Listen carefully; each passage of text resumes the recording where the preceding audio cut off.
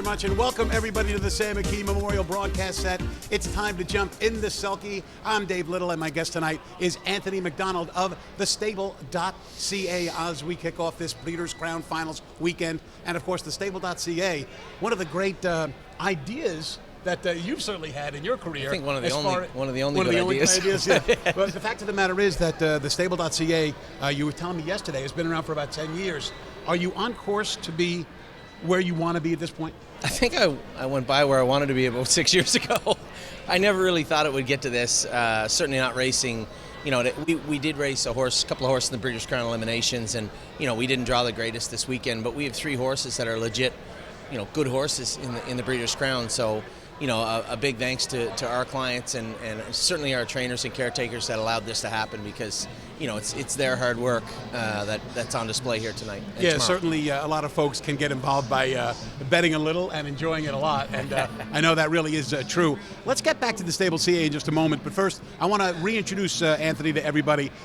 First and foremost, you've had a pretty good driving career on your own. Let's take a look at some stats that I put together. You have over 3,600 career wins, and certainly back about 15 years ago, maybe a little less, you did an awful lot of driving. I did, yeah. Back in 2011, I think was the last year that I was driving full time. I took some time off to work, of all places, in politics for a couple of years, and really that was a pretty scary time in my life, and a scary time in a lot of people's lives in Ontario and the industry. And I adventured a little bit into politics to try and help, and it was probably the best loss I ever took in my life. I lost in the election, but the information I garnered from knocking on doors and talking to everyday people is really where the stable came from, and it's blossomed from there. It's just funny how things happen in your life. You go from probably one of the scariest times to probably one of the best things that's outside of my marriage and my kids that ever happened to me, for sure. Conservatively, I think had you continued to drive full-time since then, you'd have 6,000, maybe 7,000 wins. That's an awful lot, and a lot of guys in this game like to win a lot of races. How did it feel to kind of turn your back on driving full-time?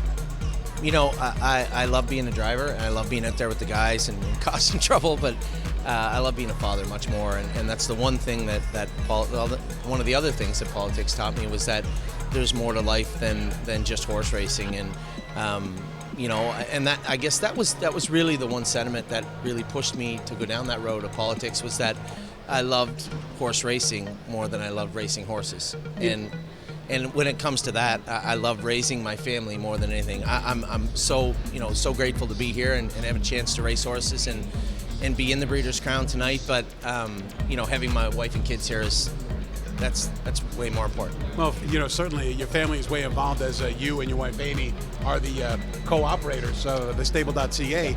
But again, before we get back into the stable, obviously we have a couple of brothers of yours who are pretty famous reinsmen in their own right. Yeah, it's pretty tough to hang. Mark Macdonald and James Macdonald, and of course James is the 3-time defending Canadian Driver of the Year and the winner this year of the Meadowlands Pace with legendary Hanover in 1:46.2. Yeah, I know. And Mark cracked up last night. He getting a little wreck at Yonkers. It happens, and I told him. I said, you'll heal quick enough. I'm just glad that you stopped landing on your face.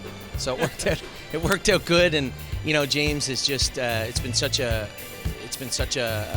cool thing to watch him come. Not many people understand where he comes from and where he came from.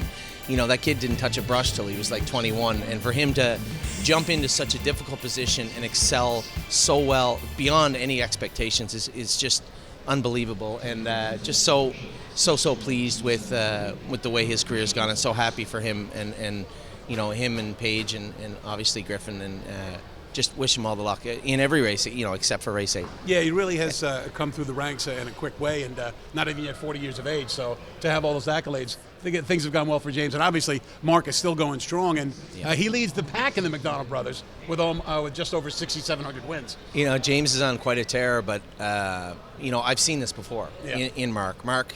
Mark paved the way for him. It wasn't good enough to pave the way for me, but he paved the way for James.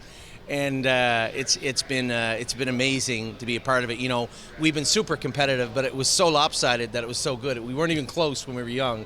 He was such a much better driver than me, and now James is too. But it just, we're always cheering for one another and happy for one another. And I know that, Mark's probably in some pain tonight, but he'll be cheering for both of us, I'm sure. When's the last time before last Friday night when the three of you were in the same race? I told you, I can't remember the last time, and I'm sure it didn't end well. But it was a long time ago. Let's take a look at the three horses that thestable.ca are going to have in the Breeders' Crown Finals throughout the course of this weekend. Let's start first and foremost with Memento Mori, who takes a rail ride to get a Breeders' Crown Final berth. Talk us through this. Yeah, Scott has driven him all year. I only drove him in his qualifier, and I think, which is very odd for me, I was really conservative with him in the first turn. I might have actually got him out of the race, but those are some good horses. I mean, I don't know a division that's been this deep that I remember, a 2-year-old trotting colt division. Yeah. There's always usually a standout. Things can go right if this horse, any of these horses can win this race, and hopefully the 10 too. But when's the last time you saw a horse with a world record be 20-1, 10-hole or not, and that's how deep this division is. Let's keep rolling and talk about Tactical Mounds, who's awfully good from Megan and Scott. First and foremost, how do they end up in the hands of Megan and Scott? Oh, listen, Scott's been a good friend of the stable and a good friend of mine for a very long time. I've known him since he was a very, very young kid. He was helping us out and, drove a bunch of his horses when he started driving, and he's always been a great driver. And Megan obviously really cares for the horses and is a great horse person, and it really, there was no other choice. That's where they were going. That's where she was about to go. And I came down and drove her last year, left her down, and Jason, all of our trainers do a great job, and Jason did a great job training her back. We got her qualified, and then sent her back down here. And you want to talk about winning big race out of the 10-hole? Yeah. She's already done it, and he's done it too. Yeah. So listed at 6-1 there. And finally, let's talk a little bit about Time Is On My Side. Not bad when you finish third to Captain Albano. Yeah, he's been. And some guy Macdonald was in the bike. Yeah, I imagine he would have done with James or Mark. He's been a really, really nice horse and a bit of a surprise. We had bought him as a baby at 2. He was ordinary. He was an ordinary horse, and at 3 he just got better. He took a very weird course to tonight. If you look at his lines, he raced in January. He raced in February. We gave him a little time off. We brought him back. He raced, I think, in April and May, had some of June off, and then continued on. He's had 3 breaks this season, and has been very, very good of late. Probably as fresh now as he's ever been. If you'd have told any of our owners, any of my partners, that this horse would be pacing in 48 and 49 in October of his 3-year-old year, we would have been tickled pink and probably not believe you. But that's the great thing about horse racing. It doesn't matter where they come from and what happens along the way. This is a results-driven industry, whether it be entertainment or wins. And that horse has certainly checked both boxes. He's been a great horse for us. Certainly winning a Breeders' Crown would be huge for any owner, but especially the thestable.ca, no? Well, I mean, listen, our clients a lot of this is new to them, and that Laura's here, and she's, Laura Browery's referring to, of course, Dave's sister. A new owner, and she has 2 horses in the Breeders' Crown, and that doesn't happen very often. And it's so great to be involved with. I tell everybody, these are the greatest clients on earth. They get in for the right reason, which isn't money driven, which isn't necessarily results driven, and they stay because they love horse racing and they love the horses. And we've had clients leave us for various reasons, but as long as they stay in the game, then I suspect that's a job well done on our part.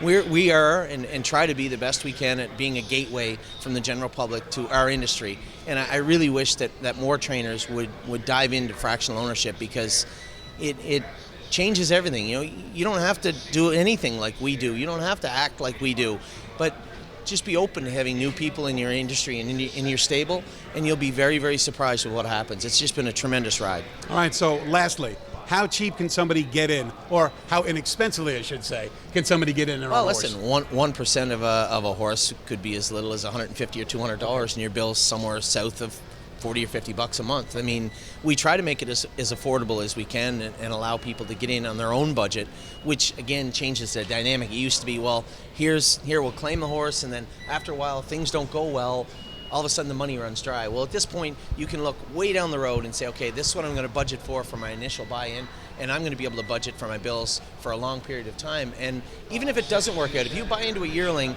in October, and in June or July, the horse doesn't turn out, 2 things have happened. You know exactly why, because you've watched the entire scenario unfold in front of you. And secondly, you look back and say, geez, for that amount of money that I put in, I got to go to the barn all the time, or listen to Anthony ramble on about stuff all the time, watch everything unfold in front of us, and that took place over 6, 8, 10, 12 months. Where else on planet Earth can you find that type of entertainment? This industry is not even scratched the surface when it comes to entertainment. It really needs to look into it. All right, well, Anthony Macdonald, thestable.ca, thanks so much for spending a couple of minutes with us this weekend, Breeders' Crown Finals weekend, and good luck to you. My pleasure, thank you. Anthony Macdonald, it's time for him to get out and get busy, and I'm going to bring in Greg Blanchard right after this break, and it's going to be time to talk about the Breeders' Crown Finals on this big Friday night.